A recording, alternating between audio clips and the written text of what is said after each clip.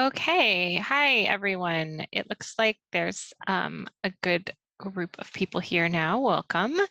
Um, I see that we even have some chat going with our icebreaker question, which we welcome your input into, which is what's the most recent game you have played? What about it got you involved or kept you engaged? My name is Liz Kelley, and I am a director at ILLUME Advising, and I am delighted to be moderating this session, which is part of the program stream, discussing innovative strategies for engagement, case studies in competition, and gamification. And this session is sponsored by the Energy Coalition, so thank you for that. And thank you also to Christine, who is our tech support, and she will be helping us throughout the session. We have 4 exciting papers today, and our session speakers, each of them will have about 11 minutes to talk. We have not structured this so that there will be a Q&A period during the session. We will be doing that in the breakout rooms after the session. But we do encourage people to ask questions in chat and get a discussion going in the chat, and the moderators can respond to some of those questions where possible after they're done speaking.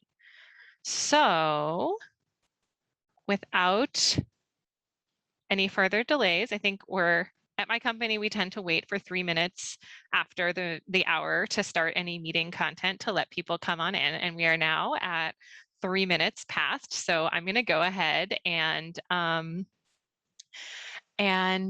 ask Brady to get us started. And Christine, thank you for launching the first poll question. And I am going to introduce our speakers. So we have today presenting on the generosity of energy savings, motivating energy behavior change in Wisconsin's rural Save to Give challenge, Brady Steigauf and Katie Jones. And Brady Steigauf is from Wisconsin's Focus on Energy, and as a community program specialist, he supports the implementation of Focus on Energy's rural Wisconsin energy efficiency behavior change pilot program. And through the pilot, Brady works with local and state governments, utilities, and local stakeholders to develop and implement energy efficiency behavior change challenges and campaigns that use stakeholder engagement and online energy use feedback to achieve energy savings. And prior to this, Brady worked as a community program associate on a number of CEE's engagement and outreach activities, including community programs, policy, and research. And Katie Jones oversees CEE's work with, which is the Center for Energy and Environment, their work with cities, community groups in developing and implementing programs and policies to save energy. And her work centers on understanding local processes, engaging stakeholders, and leveraging building and community energy data to drive communities' energy efficiency priorities. And as a certified energy manager, she brings an eye for data analysis and an understanding of building energy performance. In 2019, Katie assisted the cities of Adena and St. Louis Park to develop energy benchmarking policies, and worked with the city of Minneapolis to develop, adopt, and implement a suite of energy disclosure policies. So welcome, Katie and Brady. And we have a poll question up, and it seems like most people would be willing to take behavior change, take actions of using power strips and turning them off, and enabling power saver mode on TVs to make a donation to a nonprofit you love. And a good amount, 42 to 46% of people would use fans instead of AC, or adjust the thermostat or up or down 8 degrees seasonally. So pretty interesting results there. And Brady and Katie, I look forward to your talk. Awesome. Yeah, thank you so much for that. So I hope the icebreaker question will make a little bit more sense as we're getting into our presentation here. So I'm excited to talk about the generosity of energy savings, how we're motivating energy behavior change in Wisconsin's Rural Safe to Give Challenge. So Brady and I are here with Focus on Energy in Wisconsin. So I'll first start with the pilot design and purpose. We're now, this is a 3-year, well, was a 2-year program. It has become a 3-year program because of COVID. We are basically through phase 1. So we'll talk about the results of that, and we'll take the lessons learned and how we're applying them in strategies for our phase 2 communities.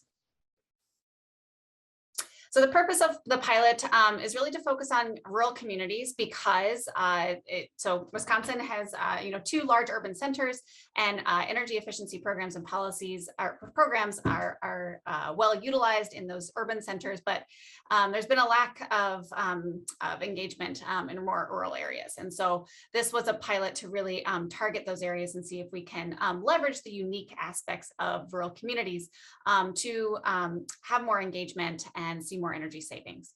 So we know that rural communities are oftentimes very proud of their local organizations, their schools, their nonprofits, and what makes their home unique. And so we wanted to leverage that and see if we can motivate energy savings or energy behavior changes by donating to local nonprofits. So providing a way for residents to give to a nonprofit they love just by changing their energy habits at home.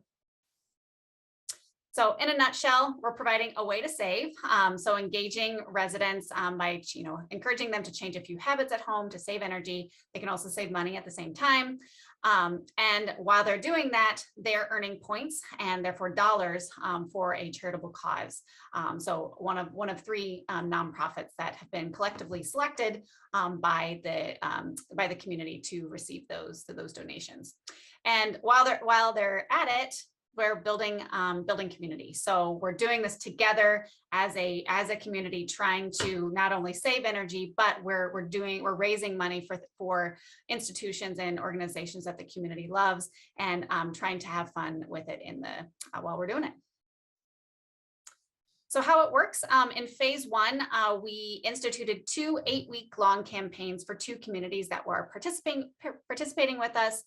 The participants took energy saving actions, and they recorded them weekly on an online feedback platform. So they not only got to check the boxes of the actions that they were taking, they got to see the progress that the community was making as well. The participants earned donations for signing up and for each of those actions that they're taking. And as a result, for every 1% of the community that's really participating, $1,000 gets donated. So our goal is really for 25% of households in the community to participate. And you can kind of see here some of the marketing materials that we were using, just really short and sweet, to the point, trying to drive excitement and energy around energy. So we're really trying to leverage not only the excitement around the concept of home and the uniqueness of these communities. We're leveraging behavior change concepts. So you can see the list here of interpersonal communication, self-image and social norming, loss aversion, prompts, feedback, reciprocity, goal setting, and commitment. Here's one of our marketing pieces. So you can see that we're leveraging loss aversion here of don't miss out, as we're trying to encourage folks to participate and help us be able to donate the additional $22,000 to Bayfield County nonprofits. So we were also really intent on customizing our messaging and our language and how we're designing these programs for each individual community, knowing that some are, for example, Bayfield County is more of a tourist destination. Lodi, which was our other community, they really loved nature and being outside. And so how can we take those pieces that are unique to each of those communities into our marketing pieces, and to how we're messaging that, and also in the stories that we're telling, utilizing specific case studies of members of the community who are doing these types of things to, again, see that self-image and make that more of a social norm throughout the community. Now I'll turn it over to Brady. Yeah, thanks, Katie. So far we've been kind of talking about the program as a concept, so I'm going to kind of talk about how it gets implemented. So Katie mentioned an energy feedback platform. This is an example of where customers would mark their actions as complete. So you can see people get points for just enrolling as well. They get to see how many points each action earns. If a customer wants to learn more, this tile will flip over and have a description of what that energy action is, and then they can mark them as complete. So you can see some of the behavior tips we're promoting are turning off lights, enabling power saving mode on computer, some of the very same things that were in our poll questions that we posed to you. I think one thing that's really cool is that just as they're seeing the points and can mark them as complete here, Katie mentioned that live feedback that's immediate, instant gratification. So they get to see points will immediately increase for the nonprofit that they've chosen to support in the challenge, as well as that translated directly to the dollars that we've raised for the community. And then we allocate those dollars proportionate to how much each nonprofit has earned in the challenge. From start to finish, this involves community planning and stakeholder engagement really to get the buy-in that we want. So before we launch any of our donation campaigns, we have 2 planning workshops with local leaders in government, the utility, nonprofits, as well as community members to sort of use their community expertise and their input to design what marketing and outreach materials we'll create, choose which nonprofits should be supported in the Save to Give challenge and receive those donations, as well as which energy actions are the most appropriate for the community to promote. And then we decide the timing of the campaigns. And so on the right of the screen, you can kind of see one activity that we do in these planning workshops is defining what does this success look like in this community? When all is said and done and the challenge is over, what is our vision for how the Save to Give challenge gets implemented? And it varies from communities. Some really want to see lower bills and energy tips promoted, and others are like, give me that donations. Most of what we do during donation campaigns and before is really recruiting and prompting participants to engage with the pilot. So we push signups 3 weeks before any donation campaigns start. So that means we're exhibiting at community events. We do printed and digital news ads, both in their local newspapers as well as via social media. And then, of course, there's outreach done by the participating nonprofits who stand to gain by donations. They have a vested interest to recruit participants to the program and promote our behavior strategies during the campaigns. During campaigns, our promotions change a little bit. So we do weekly email reminders to record different energy saving actions. Don't leave those dollars on the table. Remember, by recording, that's how we give you credit. Then we do 2 Facebook posts as well. One is a little bit more of an energy highlight around an energy saving action, diving a little bit deeper on the education component. And another is just another prompt. Knowing many of us live and die by calendar reminders and prompts. But then I also wanted to mention that there are constant reminders in the community. So lawn signs, we give postcards and direct mailers to all households, and then exhibiting at events during those campaigns as well. During COVID, when we had a lot less in-person events, I like to say that I wanted flyers and reminders at liquor stores, grocery stores, and hardware stores, which are very popular in Wisconsin. All right, I did want to mention our goals for the pilot are really ambitious. So we want each participant to have a 4 to 8% energy savings. Katie mentioned we want 25% of households participating in the pilot, recognizing that if we choose really strong nonprofits from the get-go, people will rally in the community and feel motivated to sign up and participate. We wanted high customer satisfaction of 90% or more. We wanted 15% of those who participate in the program to also take advantage of another focus on energy program or offering that we make available to Wisconsin residents. And then we wanted a pathway to statewide scaling up. So how's it going from our first 2 communities in Lodi and Bayfield County in Wisconsin? We had some huge successes in Lodi. So 12% of the community participated. That translates to roughly 138 households. Many people signed up to support a nonprofit, so our sort of theory is correct, but we also had a large number of people sign up because they wanted to save energy. We donated $10,000 to 3 spectacular nonprofits, and the utility also did a $2,000 match. Well over our 15%, almost 80% recorded energy actions that were also a focus on energy offerings. So people were really, we seem to have done a good job of promoting resources already available to customers. We were super present in the community. So we were at more than 29 different community events throughout the year, which is something the mayor just loved. There was a ton of momentum and energy around energy in the community of us being constant reminders that this is happening and there are ways for you to save energy at home. We got really high customer satisfaction, and over half of the participants said they took more energy actions than before. So you can get credit in the challenge for what you already were doing, but it looks like more than half stretched a little bit further thanks to the program. And from what we can gather, based on what people self-recorded, we think the average customer who participated saved an estimated 4.8% on energy. So we learned a lot of lessons in Lodi and Bayfield County. Community identity is key. So Lodi rallied around both the really charismatic mayor as well as the nonprofits that were chosen. Bayfield County, on the other hand, was just a little bit larger. So a bigger area and contained multiple communities that were competing for their people's identity. So are you, a resident of Cable, or are you Bayfield County resident? We also learned that 3 nonprofits is sort of the sweet spot. Bayfield County chose 7, and they really wanted everyone to be involved. That just limited the value and return back to the nonprofits, which in turn limited their ability or their motivation to help recruit residents. We learned that winter is a great time to launch this program, but summers might not be so much when people want to be on a lake. Enjoying nature. School seems to be a great time for people. So summer, when people are peak traveling, not the best for launching routine-based initiatives. And then 8-week campaigns are too long.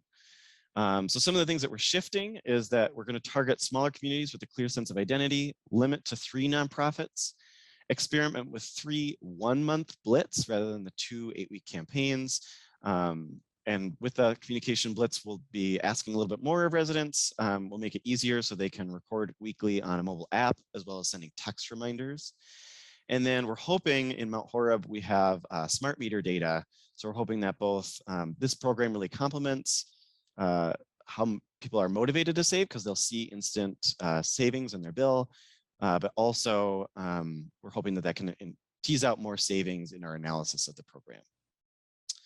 With that, I will say thank you, and we'll turn it off to the next speaker. Wonderful. Thank you so much, Brady and Katie. And I see that there are some questions in the chat, and we encourage you to keep asking questions and stay on for the breakout room conversations.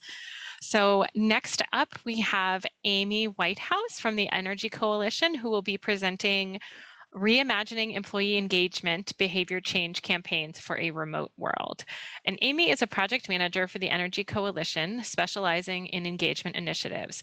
Whether it's enrolling hard-to-reach agencies in a regional energy network or implementing behavior change campaigns for local governments, Amy works to understand stakeholder and client needs and translate them into successful project outcomes. Leveraging a background in environmental education, she pursues teachable moments for learners of all ages. She holds a BA in Environmental Studies and Sociology from Gettysburg College and is currently pursuing a Behavior Change and Sustainability Graduate Certificate from UCSD. Welcome, Amy. And all right. Thank you, Liz. I hope everyone can hear me and see my slides. And thank you for taking the poll.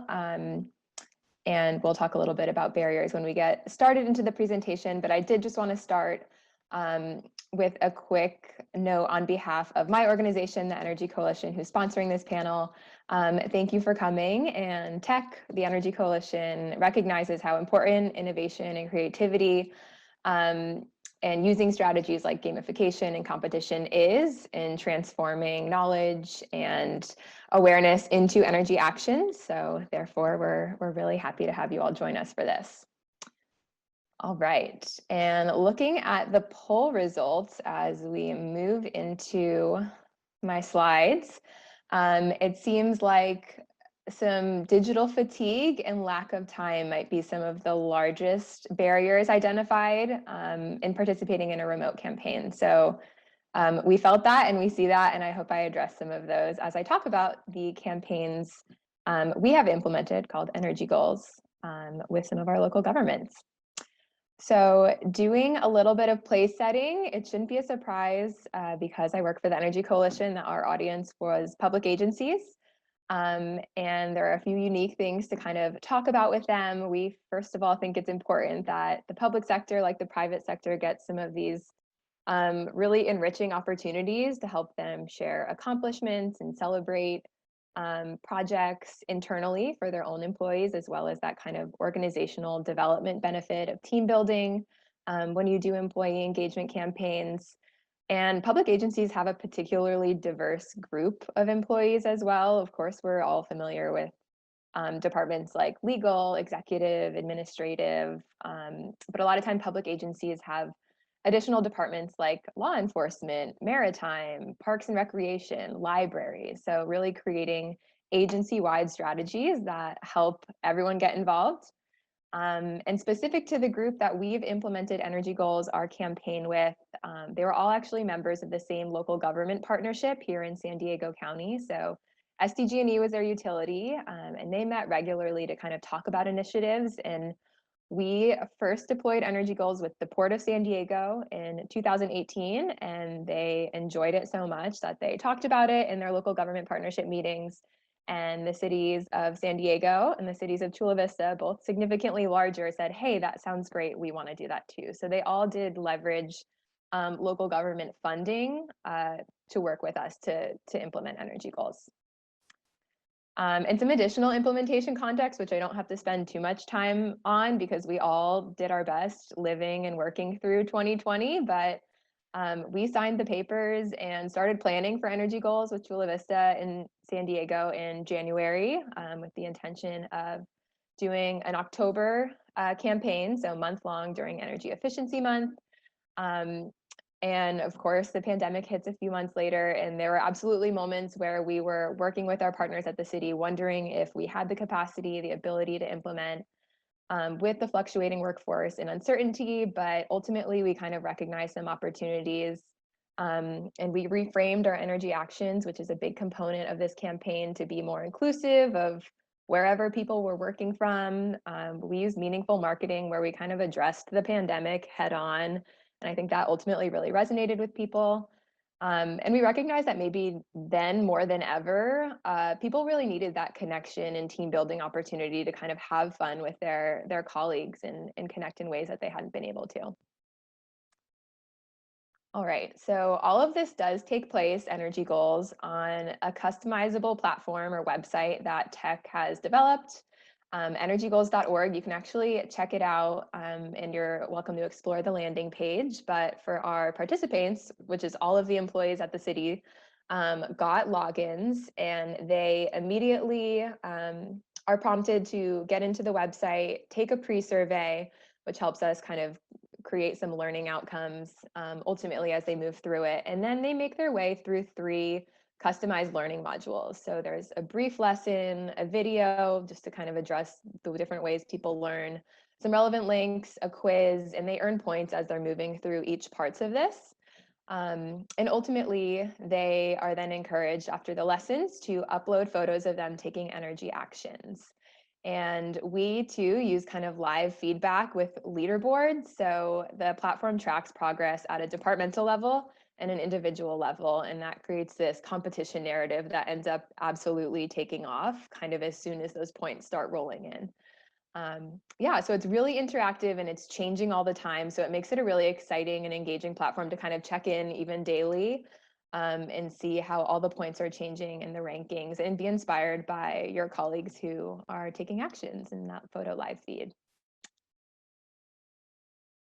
One part that we take a lot of time in developing the campaign is just collecting information to build awareness. So typically, and with the port, we would kind of do an in-person informal behavioral energy audit where we would visit the facilities, like notice what people are doing at work with the city to identify behavioral opportunities that are sort of low-hanging fruit. The most common one was having employees turn off their monitors at the end of the day. So we, would create signage specific to that, a prompt like right attached to your monitor. But we were unable to do that, of course, with San Diego and Chula Vista. We actually had no in-person opportunities to work with the facilities or any of the occupants. So we shifted our resources to focus on a really robust virtual marketing toolkit. And I think the most popular piece of collateral within that toolkit is the kickoff video. So we worked with the marketing teams from each city to create a really fun 2-minute video that helped us launch the program that featured employees from every different department at all different levels, from executives to folks you would see every day in the hallway. And it had a really fun like DIY feel because people were at home and they were at work, and they made like little signs they were holding up, and it ended up giving us a really strong platform to kind of launch off of. And then we created other digital items like posters, screensavers, Zoom backgrounds. which at that time were a little more avant-garde, but we see much more now. And then we definitely work to leverage existing communication channels, of course, within the cities. So using e-blasts, newsletters, familiar sources to push through campaign updates. We were allowed for all 3 cities to host logging into the platform on the intranet, which was really helpful because that populates every time an employee opens a new browser. So it made that kind of prompt really visible.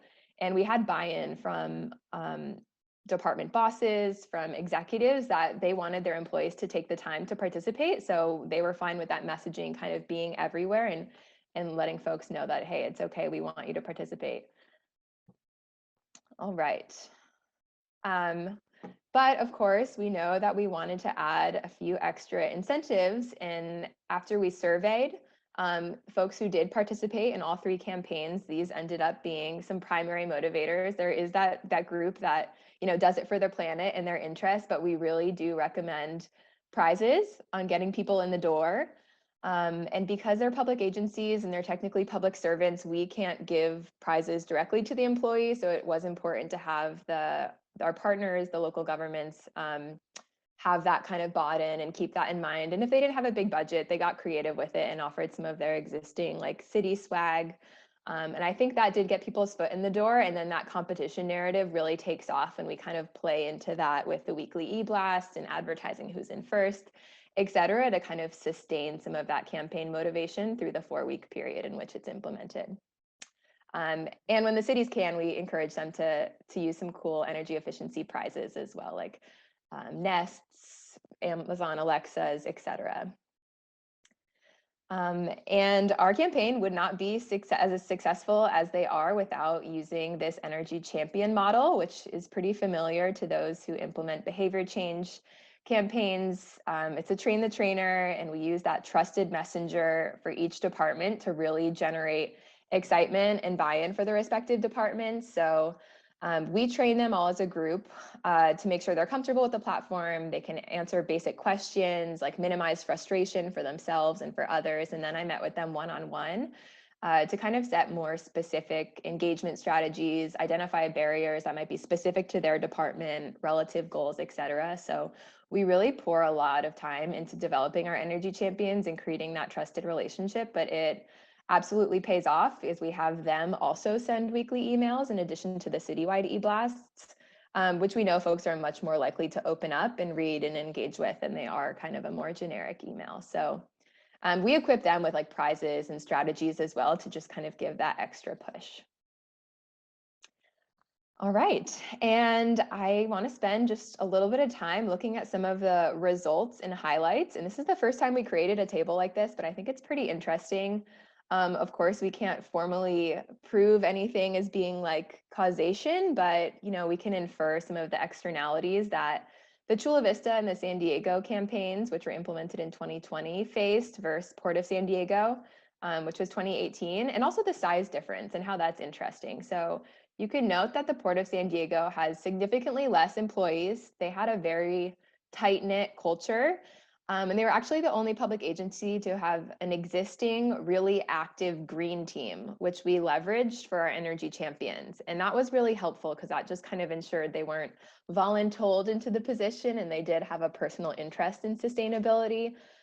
So I'm really happy that we did pilot it with them, and we had an amazing participation rate. It exceeded our expectations at 37%. Of everyone in the agency having logged in and earned at least 3 points in our Energy Goals platform. And another interesting thing we did with these metrics was take a look at the participation rate when we removed participants who were part-time and field-based employees. So that's like the police departments, the parks and recreation, maintenance, folks that just don't have a lot of time to be able to log in. And typically we would really work to engage them with in-person opportunities at like shift switching and go table and engage with them that way, but that just wasn't available, unfortunately, in 2020. But when we do remove them, we still have some really impressive participation rates. So the folks that do have access to the computer full time are logging in really high numbers. And just zooming out and talking about metrics a little bit, of course, we're able to collect what I just showed, as well as increases in learning and awareness, which we collect through those surveys on the platform. The testimonials and the photos end up being super powerful in this campaign. And of course, we'd like to build out more metrics around like savings and persistence in an ideal world. So if anyone wants to provide feedback or talk more about that, I invite you to join us in the breakout room. And yeah, I will leave it at that. I think I'm at time, and I've weaved our best practices kind of through the different slides. So yeah, happy to take this conversation to the breakout room, and I will pass it back to Liz for the next speaker. Great, thank you so much. Okay, well, thanks, Amy. Next up, we have Monica Wambui from CLASP in Kenya, and she will be presenting on innovations and lessons in solar e-waste management. And Monica is a renewable energy professional passionate about universal access to energy and creation of sustainable access solutions. As a senior associate at CLASP, she manages the implementation of the Global LEAP Solar E-Waste Challenge program across the continent and supports the development of resources and strategies geared towards sustainable e-waste management. So welcome, Monica, and I'm going to pass it to you. Okay, thanks, Liz. I hope you can all hear me. So I just going by the poll, ending it now, and so there's a tie between 53.6 million and 74.7 million metric tons, and the answer is actually 74.7 million metric tons. And so in 2016, when the Global E-Waste Monitor put out their report, the amount was 44.6 million metric tons, and that was compared to about 4,500 Eiffel towers. And so if we were to do like the proportionate of 74.7 million metric tons, then there's a lot more Eiffel towers of e-waste by 2030. All right, so going straight into the presentation, I will stop sharing the poll and move to my second slide. So before I start talking about the e-waste problem, I'll talk about the Global LEAP Awards. So the Global LEAP Awards is an international competition that identifies and promotes the world's best, most energy efficient appliances and equipment intended for use in the energy constrained settings. And so the Global LEAP Awards program falls under the Efficiency for Access Coalition, which is a global coalition working to promote high-performing appliances that enable access to clean energy for the world's most vulnerable people. And since 2014, the Global LEAP Awards program has run about 12 competitions and challenges for high impact and emerging technologies. So going on to my next slide, where we talk about e-waste and with a brief introduction to the off-grid solar sector. It's a growing market in sub-Saharan Africa and has an estimated 180 million off-grid solar products have been sold globally since 2010. And in Africa, in sub-Saharan Africa alone, 5 million solar products were sold in 2019.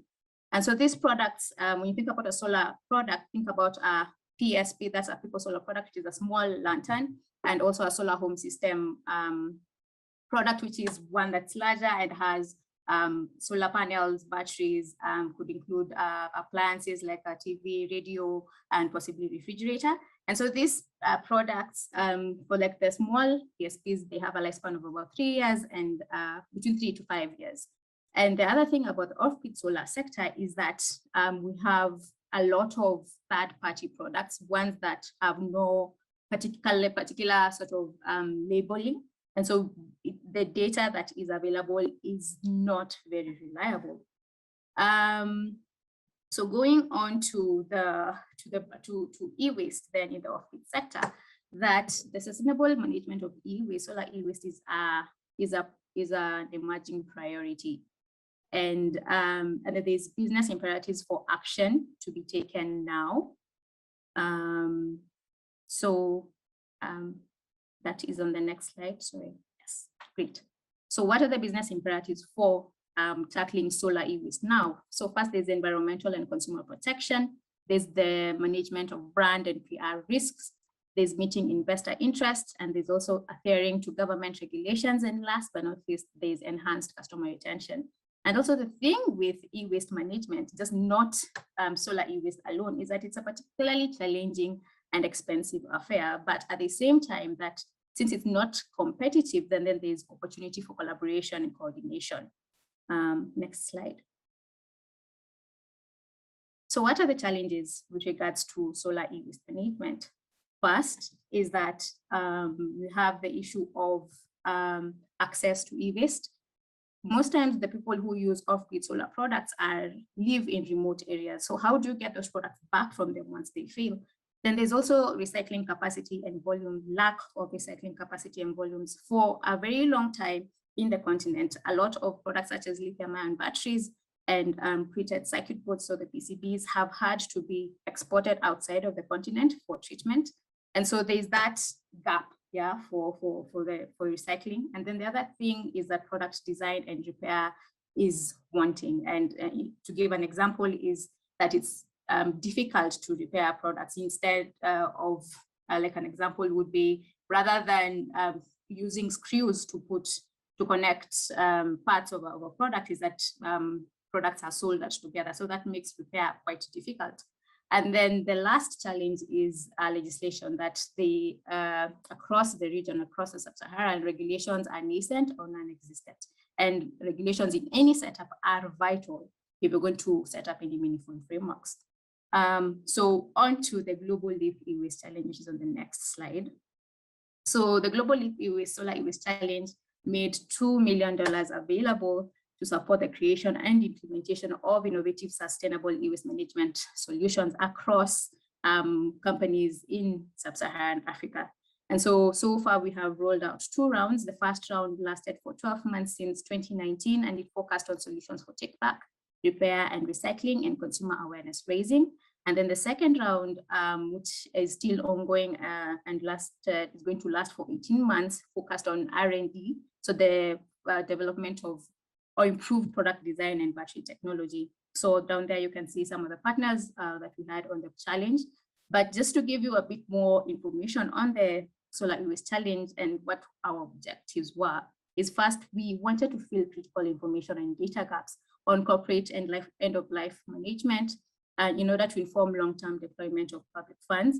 And then 2, we wanted to address key logistical challenges faced by solar distributors and service providers related to take-back and collection of solar e-waste. And 3, we wanted to improve and strengthen operational processes at e-waste processing facilities to increase solar e-waste recycling capacity across the region.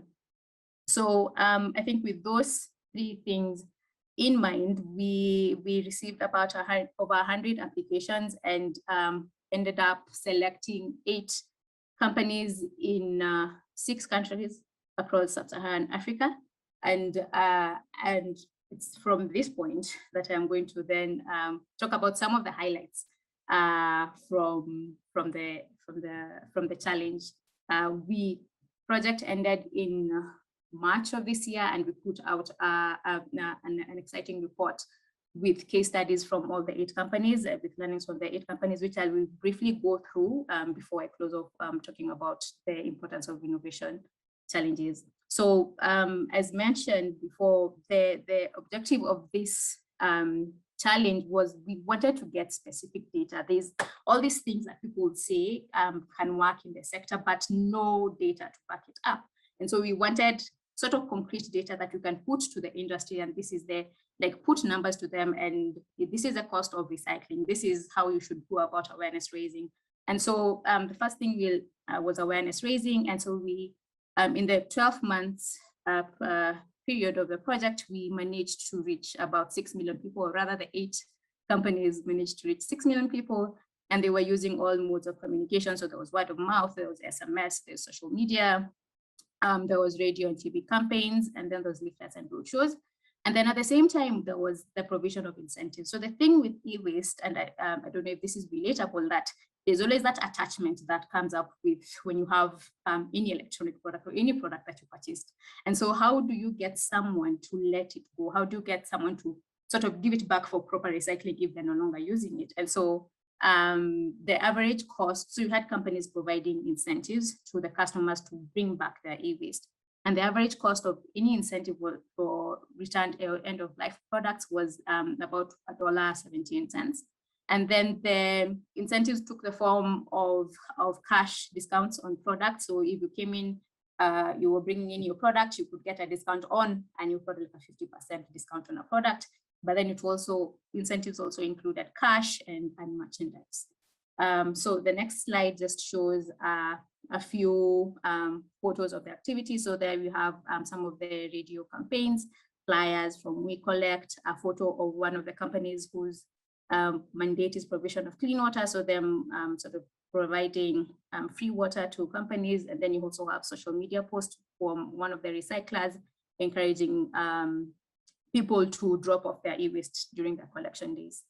So onto the next slide, where we talk about one of the other things was take back and collection. So how do you, how was it to take back and collection? So we collected 25.16 tons of e-waste, and we also discovered that people are very excited about repair and repairing their products, and they are willing to pay for it, which is encouraging, yeah. And so a push for people to design products that are easy to repair.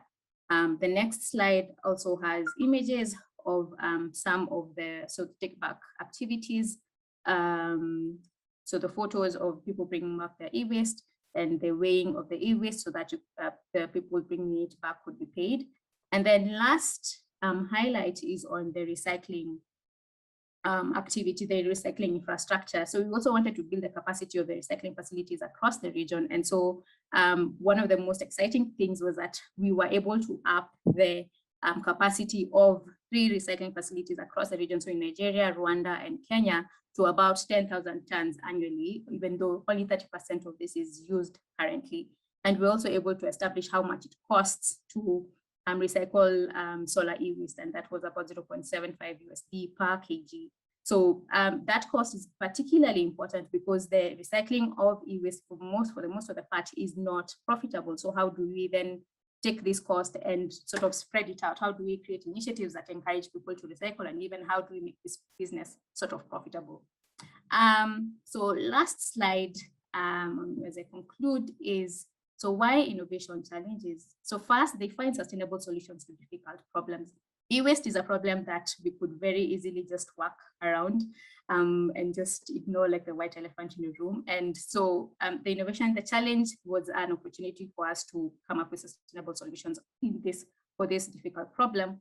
And then it also encourages high levels of engagement and unlocks innovation. So from the first round, we have had a lot of companies just reaching out and trying to understand how then can we implement solutions for e-waste management in our companies.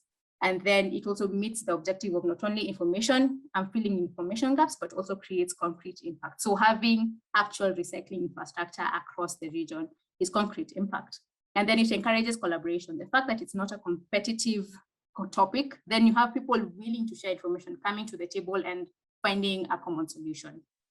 So what to keep in mind when you're setting up any innovation challenge, you have to have clear goals and objectives. You need to select concise and transparent selection criteria, which you make available to everyone. And then you want to create a robust monitoring and evaluation framework, which ensures that you're able to track the progress and understand what it is that information you're getting from the different companies. And last but not least, you want to disseminate the highlights and insights to everybody in the region so that they can use it and so sort of grow it out. Yeah, and I think that's it. Thanks, Liz. I'll give it back to the mic to the next person.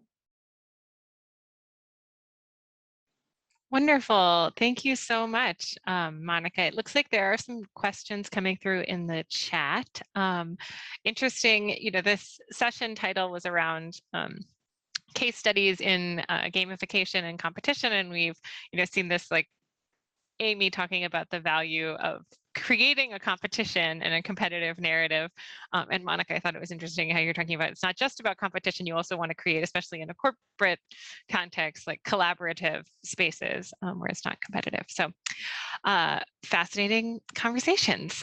Moving us right along to our final speaker, we have Anne Gibbs from Sarah, which is Skumatz Economic Research Associates, and why are Oopstag sweeping the nation and do they work?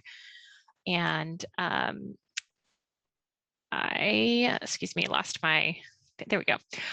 Ms. Gibbs has conducted community outreach for recycling programs and participated in social marketing research projects, and she's currently updating one of Sarah's large databases that includes the review of over 250 studies on non-energy impacts and entered over 40,000 lines of data into Sarah's NEBIT database. Ms. Gibbs has organized and created a functional model that allows for the rapid analysis of current NEB literature. And she manages Sarah's national survey database, MRF model, compost facility model, and curbside collection models, and has collected data on program design, costs, infrastructure, and diversion on the wide variety of recycling and solid waste programs across the US. And she will be presenting to us on Oopstags. And it looks like this group does not have a lot of experience with Oopstag. So I am looking forward to learning more about them. Thanks. All right. So at least I did not see anyone say that they had a bad experience with Oopstags. So that is always good to see. All right, so starting right off, SERA recently conducted a contamination reduction study with EREF that used literature reviews, case studies, interviews, surveys, modeling, and a number of other tools and so I'm going to go over a few of our findings for some of our outreach tips, and then present results from an Oopstag study that we did. So for developing outreach, it's really important to determine what is the message that you need to send, not what is the message that you want to send. So in order to do this, you need to identify what are the problems and what are the barriers to fixing those problems. It's also really important that your audience hears a message from a trusted messenger, such as a town, city, or county, basically someone who is not perceived as trying to make a profit from the program. So community involvement has come up a number of times in this conference and even today in this session. And again, it's just reiterating that that trusted messenger is really important. Finally, focus groups are really great for helping you learn what material is already out there and is effective currently, and also what logos and taglines are going to be most effective moving forward. Simplifying the message helps to reduce confusion among residents. For example, Republic and Monroe County's programs only focus on 4 types of recycling materials, and they are already seeing a reduction in contamination. Some other tips are a MRF shed, which is regional, and it's usually done in larger communities or those that have multiple haulers or multiple recycling facilities. And the idea is to find which materials are accepted by everyone in the group and then focus your outreach only on those items. Some communities are focusing on the don'ts instead of the do's, such as don't include food waste or liquids, or don't bag your recycling. And then other communities are telling residents to ignore the numbers on the bottoms of the containers and only recycle by categories such as beverage cans or plastic bottles. So moving on to our Oopstag case study, we did this in 2020 in a town in Colorado. So our goals for the study are, can we change attitudes, knowledge, and behavior through 1, a mailed postcard or flyer, and 2, through personalized education or the Oopstags. This was our setup. We had 3 neighborhoods that were demographically similar. The first area, or the yellow area, received all of our education. So they received a postcard on recycling and also 2 rounds of Oopstags. The second area, or the blue area, received that same postcard, but they did not receive Oopstags. And the last area, or the green area, is our control area, and they did not receive any outreach. Now, it is important to note that all 3 areas did receive postcards asking them to take our recycling knowledge survey, and we were present in all 3 areas during the Oopstag phase while we were recording recycling contamination. So again, only 1 treatment area received the Oopstags. So we did 2 rounds of Oopstags that were 2 weeks apart. For the Oopstags, we examined every recycle bin in the study area and did just a quick visual inspection of the items. Because we did 2 rounds, we were able to update the OOPS tags to reflect the contamination that we were actually seeing in that community. For example, these Amazon bubble or padded mailers ended up being a really common contaminant. And it's because they have a huge like recycle symbol on them, but they're not accepted curbside. This is just a little bit closer view of our OOPS tags. So we had our oops side, but we also had like a yes, you did great side. And then these are the 5 materials that we identified that were improved by our outreach. So we had the percent of bins that did not contain contamination, or the percent of clean bins, bagged recycling, those Amazon mailers, plastic bags, and trash. So for bagged recycling and trash, the 2 outreach areas are significantly lower than the control area. So the treatment areas had contamination in bagged recycling in 8 and 10% of the bins, versus the control area, which was almost double at 19%. For bins that were contaminated with trash, the 2 treatment areas had a lower percentage of bins with contamination at 3 and 5% compared to the control area that had 13% of bins contaminated.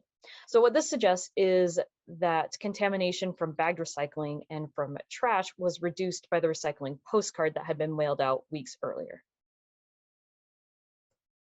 The OOPS tags also had an effect. So the greatest effect can be seen in the overall reduction in contamination, or in other words, the percent of bins that did not have, the percent of clean bins, the percent of bins that did not have contamination. So the OOPS tag area saw a 32% net increase in the percent of clean bins. The postcard area also improved, but by a lower amount. And then the control area actually got worse. The percent of bins contaminated with plastic bags decreased to less than 10% in the OOPS tag area. And one thing to note with plastic bags is that there was a reduction in plastic bags in all 3 study areas, but the only statistically significant drop was in this OOPS tag area.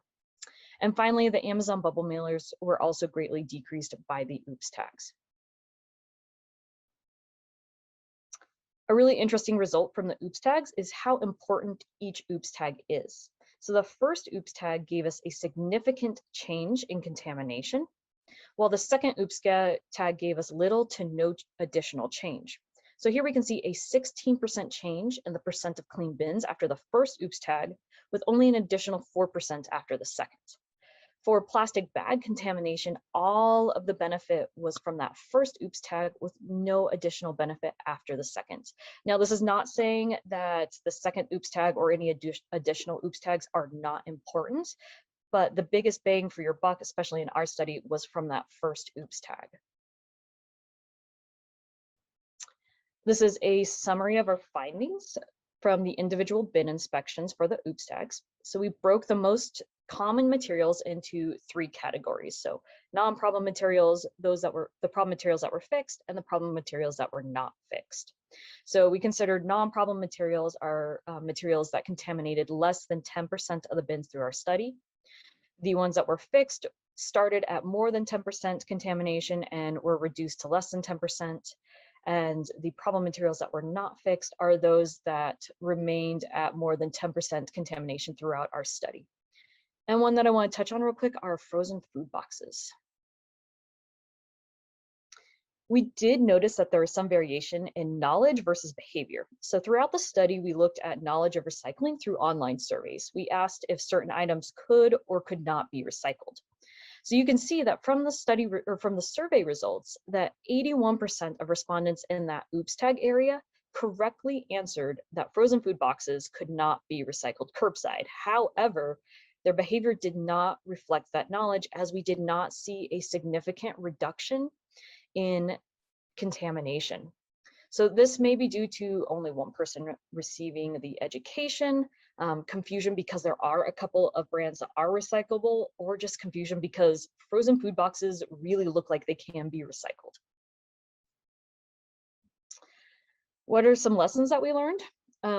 Big one is that low budget social marketing really can make a difference. So that postcards alone can change behaviors.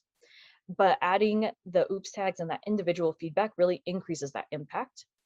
We also figured that our presence may have had some effect. For example, the plastic bag contamination decreased in all 3 areas. And it could be that the idea that someone is checking your recycling is just going to encourage people to recycle better.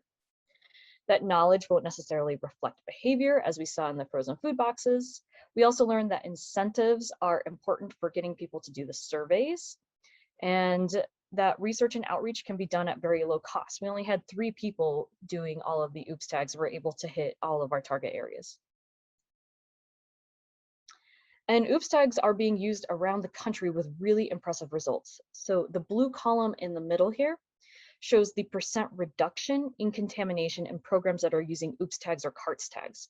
So specifically, Marysville, Ohio not only saw an 87% reduction in contamination from 3 rounds of oops tags, their contamination dropped from a huge 91% down to 12%.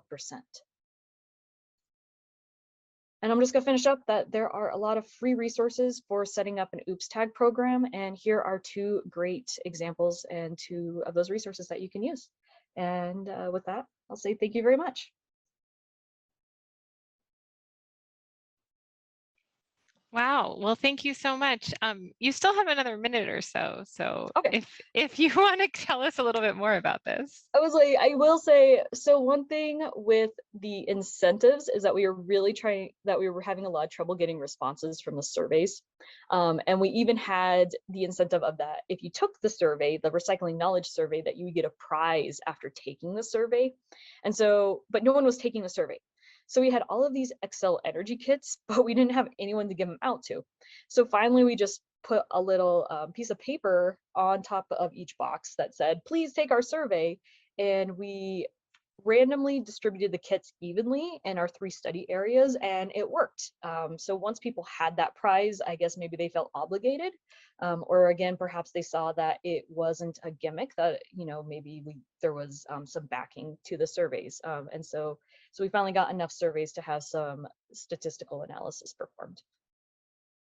So. And Great.